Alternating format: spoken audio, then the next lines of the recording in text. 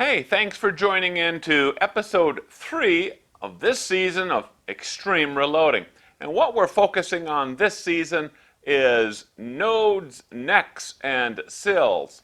Well, right now we're focusing on nodes, and that is the harmonic nodes, or the ladder test nodes, as well as the optimal charge weight, or velocity nodes. And in our last episode, we worked up a ladder test using ADG brass and Sierra tipped match kings, and of course, Reloader 15 powder. Now in that test, we fired 9 rounds. And what we found was that due to barrel harmonics, we had one harmonic node that was formed, and it was a pretty strong node for rounds 6, 7, and 8. And those rounds were charged with 42.5 through 43.1 grains of RL-15. Now that is an interesting range right there, because last season when we were shooting extreme bullets, that same ADG brass really performed very well. The loads performed very well when they were loaded with 42.6 grains of RL-15. Notice that fell inside the same range that we're finding with this ladder workup. Another interesting thing in this same range of powder charges is I have been loading Lapua brass for several years now, and it is some really excellent brass as well. And the charge that fired best or performed best with Lapua brass and those same 168 grain tipped Sierra Match Kings used 42.9 grains of RL-15. All of these things are kind of pointing into that same general range of powder charges, and so what we're going to do this time is we're going to give it a good test. I'm going to be loading 3 separate harmonic node loads, 42.6, 42.8, and 43.1 grains of RL-15. And then I'm going to put this same load or set of loads up against my 42.9 grains of RL-15 using Lapua brass. So we're going to go ahead and head out to the range. Then when we get back in, we're going to look very closely at these 4 different groups. We're going to measure those things for extreme spread, calculate MOA, and if you don't really know how to do that stuff, stick around. I'll be going through the entire process, and maybe that'll be a good tip for some of you. And of course, we're going to hash over which group did best, which group didn't perform too well, those sorts of things. I think it's going to be a lot of fun. I'm ready to head out to the range and shoot these loads. Well, we lucked out, and it's a very nice fall day here. It's actually 70 degrees, kind of a little bit warmer, quite a bit warmer than normal. You know, I'll be firing 20 rounds today. That is 4 5-shot groups. And the first one is being fired at the bullseye in the upper left corner.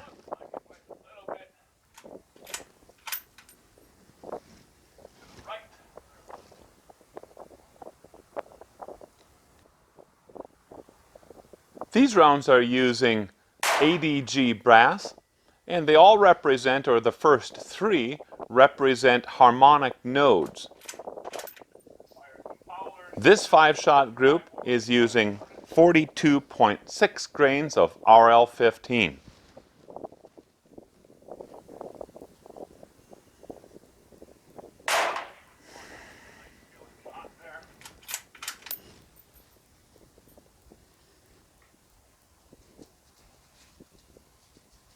Wind conditions today are pretty much nil. There's almost nothing, a little bit of a breeze I'll feel now and then, but for the most part I think that the wind effect is negligible. Our target, by the way, is placed at 200 yards, and our second 5-shot group is another harmonic node and it is using 42.8 grains of RL-15.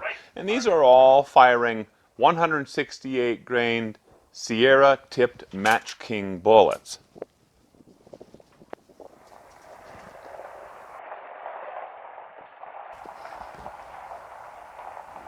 I'm giving a good 5-minute break between each of these groups. And during each of the cooling sessions, I'm using the rifle cool. We've got a video on that that we have linked in the description below.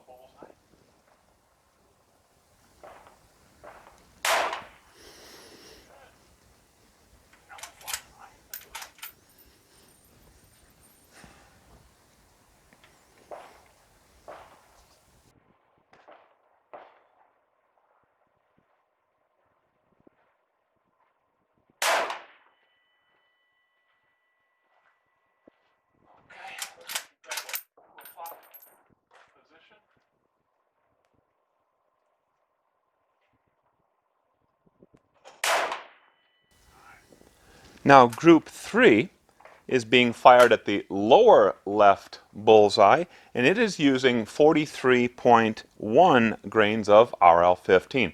Everything else being the same. ADG brass, same primers, and Sierra tipped Match King bullets.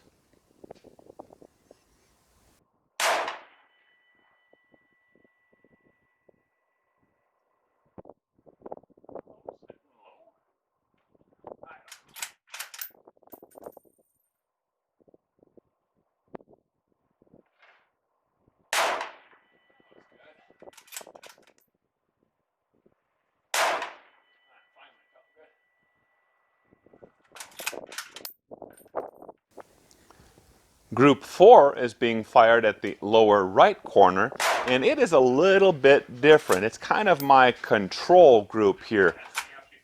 I'm using Lapua brass and 42.9 grains of RL-15, and then everything else effectively the same. Now, the reason why I'm using this group or this load is it's kind of become my tried and true. It is the load I've been firing for quite a long time. Normally gives me about 3/4 MOA size groups. And while the brass is different, notice that the powder charge that works well in this load isn't that dissimilar or isn't that different from the harmonic node powder charges that we're using. This last group was created using optimal charge weight or velocity node technique. Well, let's take a look at this target. You'll recall that I fired these group 1, 2, 3, and 4. These first 3 groups, all of them are 5-shot groups. The first 3 groups were all potentially good ladder nodes or harmonic nodes. The last one over here is the load developed using optimal charge weight. And so when I first am looking at this and assessing this, I'm seeing a tremendous similarity between the optimal charge weight loading and the first group, the first ladder group or harmonic node group. The other groups really didn't do very well, especially this one right here. But I still want to assess them to see which one did the best. And I'm going to use my digital mic caliper here.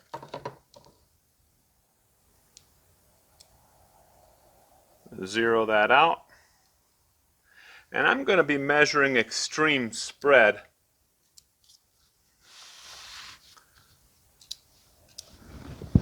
If I go edge to edge, then I'm going to subtract 308 from it. What I'm seeing here is 1.724.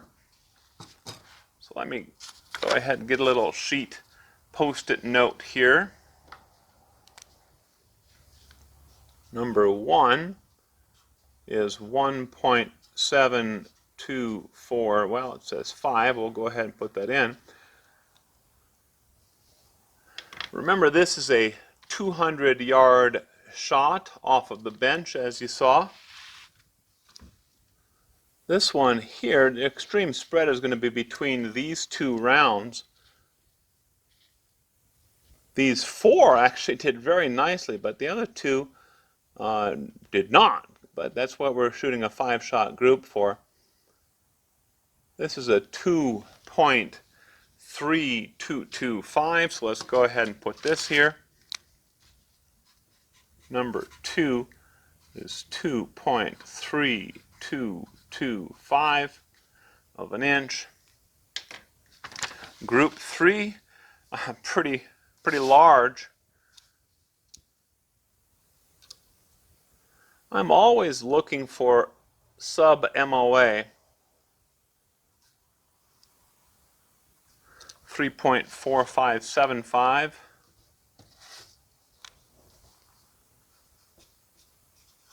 And I'm not accounting for the bullet size yet. So I still need to subtract 0.308 from each of these to get a correct extreme spread. And now we're going to go to the last group. This is the optimal charge weight group, not based on ladder results or harmonic node. And this one looks like it's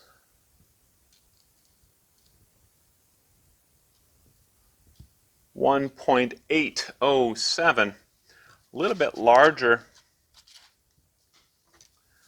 than the first group, 1.807. But you know, these two are so similar that I'd like to remeasure them. What I'm going to do is I'm going to use this scoring overlay to actually more carefully identify the edge of these two. So if I'm measuring out to the, I'm seeing a little bit of gray color on this paper. Let me go ahead and remeasure this one since they're so similar. Normally, the groups are pretty distinctly larger or smaller. Now that's interesting. I'm getting a different reading. 1.758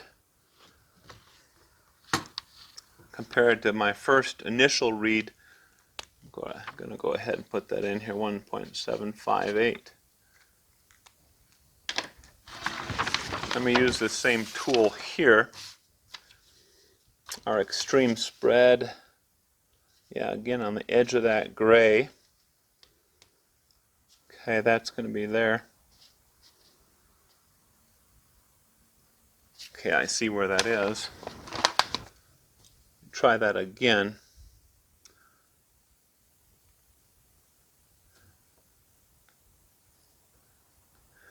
.8305. Okay.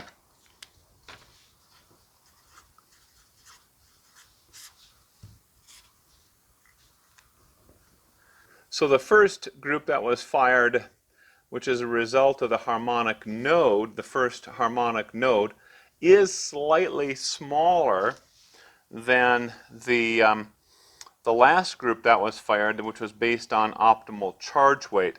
But you know, I'd hate to have to live on this difference. We're actually only looking at 0.08 of a difference between these two, and that is really, really small. Okay, so now that we have edge-to-edge extreme spread, what I do is I will subtract the size of the bullet. In our case, of course, it's 308 or 0.308. And that will really give us a fair extreme spread that if we were comparing different rifles and different calibers, it would allow us to compare those very, very readily.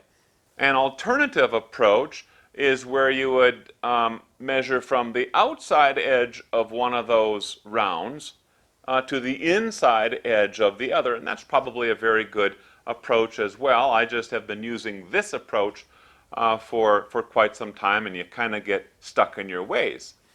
So from the calculated true extreme spread, what we need to do next is calculate the MOA, or minute of angle, for that group. And of course, this is still based on extreme spread, but what minute of angle allows us to do is much more readily compare performance of one load at one distance, maybe against that same load at a different distance, or those sorts of things. So what we're going to do is take our true extreme spread and multiply it by 100, simply shifting the decimal places here. And we're going to divide that by the range in yards, 200, multiplied by 1.047. You know, an MOA is not really 1 inch at 100 yards. An MOA is 1.047 inches at 100 yards. So that then becomes our denominator. And then we calculate it through pretty darn easily. And what we find is that 3 of our 4 groups were sub-MOA groups. Now this rifle, by the way, tends to shoot about 0.7, 3/4, let's say 0.75 MOA pretty darn regularly. With these good loads, it'll usually achieve about 0.7, 0.75 MOA. 2 of those loads were pretty much right there in that same sweet spot. My Lapua brass is performing pretty much as usual. We got a 0.73 MOA, so right there in that expected, kind of that sweet spot that this thing always has been shooting. And our ADG brass at 42.6 grains of RL15 actually edged it out just a little bit. But as I already alluded to, the difference between 0.69 and 0.73, only a little bit of difference at the hundredths in the MOA, is a pretty fine margin to live off of, if you want to call it that.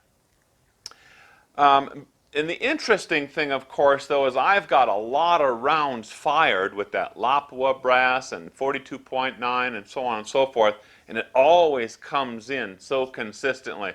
So I'm really I'm really reluctant to move away from 42.9 grains of RL15.